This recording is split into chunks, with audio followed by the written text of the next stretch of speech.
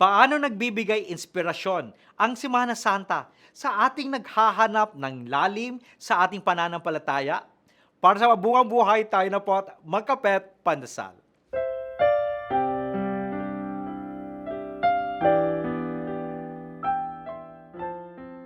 How does the Holy Week inspire reflection, sacrifice, and renewal for you who seek spiritual growth and connection? Sa pamamagitan ng pagninilay, pag-aalay ng sarili o pagbabalik loob sa Diyos, maaari nating palalimin ang ating pananampalataya kasama ang ating mga ugnayan. Let's embrace this time to reflect, sacrifice, and renew our spirits, fostering a sense of connection and dedication to our faith and also our loved ones.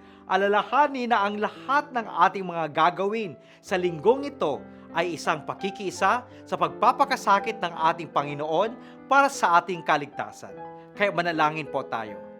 Gabayan mo kami, O Panginoon, na yakapin ang kahalagahan ng mahal na araw ng may paggalang, pagninilay at pangako na sundan ang iyong mga yapak. Amen.